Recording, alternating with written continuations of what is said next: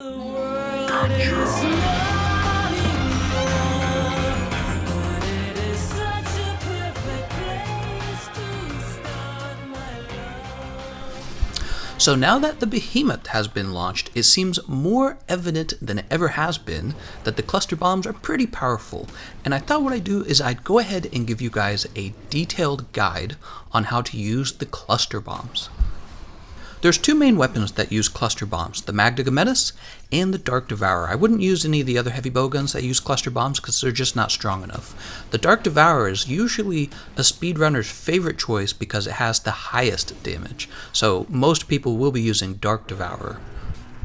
If you don't have a Dark Devourer, you can go farm one off of Devil Joe. You'll need one Devil Joe gem at least. After you've farmed up a Dark Devourer heavy bowgun, you need a good build for using cluster bombs. Basically, the idea here is, well, you're going to need a set bonus skill. It's called Xeno'jiiva Divinity. You're going to get that by putting on 3 pieces of the Xeno'jiiva armor set. You're also going to want to bring 3 levels of the ammo up skill. This is what allows you to hold 2 cluster bombs rather than 1, which is a big change in your DPS. After that, we're just going to try and maximize your defensiveness.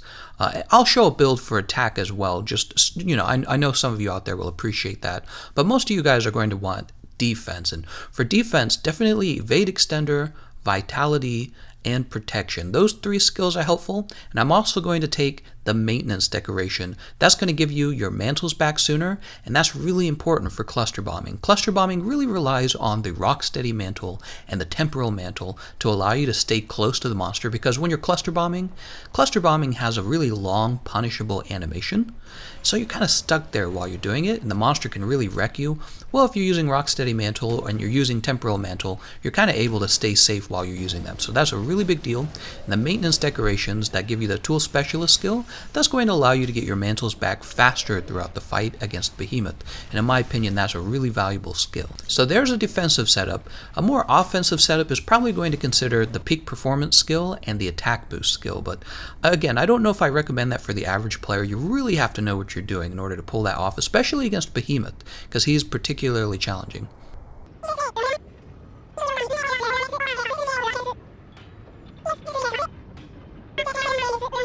The next thing you have to understand is how to create your item loadout. So you're going to go in, you're going to bring cluster bombs level 1, cluster bombs level 2, and cluster bombs level 3. I always bring the cluster bombs to level 2 just for cases where I don't really have time to reload, but maybe the monster is knocked over and I just want to keep dealing damage to him. That's why I bring the cluster bombs level 2. Otherwise, you're going to spend all of your time focusing on cluster bombs level 3. What you're going to have to do as well, you're going to have to bring gunpowder level 3 onto your item loadout because you're going to be crafting cluster bombs the whole time. You'll also want to bring bond berries so that you can craft more level 1 cluster bombs. So the next step to all of this is you're going to have to edit your Radial menu. So you go into the Radial menu, and you're going to scroll over to the ammos. You're going to make it so that you can craft more level 1 cluster bombs, and then you're going to make it so that you can craft more level 3 cluster bombs. Now this is really important. This is an important detail. After you've edited your Radial menu, you then go save your item loadout. It's at that point that the game remembers what you set for your Radial menu, okay? If you don't do that, it's not going to remember it, okay? Really important detail. And what's going to happen is while you're fighting the monster, you're going to be running out of cluster bombs level 3. Well, while you're in the very long reload animation for cluster bombs level 3, you will open your Radial menu, and you'll use the joystick to craft more level 3 cluster bombs, and then you'll also craft more level 1 cluster bombs. You do that by just tapping on your joystick multiple times, and at first it feels kind of awkward, but it's really not that hard to get good at. So you just kind of learn to tap your fingers while you're in that reload animation, and you could do it in other animations too, like when you've been stopped by a roar. You can actually craft more ammo during that animation, and I know there's a few other animations, but I can't name them off the top of my head. So basically what you're going to do against Behemoth is you're going to get close to him put on the temporal mantle, spam the cluster bombs level 3, and then while you're reloading the cluster bombs level 3, you're going to craft more cluster bombs. And that's the trick to cluster bombing. That's it in a nutshell. With the little tip, if he goes down, rather than reloading cluster bombs level 3, you might just go and use your cluster bombs level 2. The other tips I can give you are just concerning the Dark Devourer itself. Putting the monster to sleep and then waking him back up with the Wyvern ammo is a terrific strategy for dealing a lot of damage to the Behemoth and kind of skipping forward in the fight. And I generally save that for stage 4 when he's most dangerous and crazy.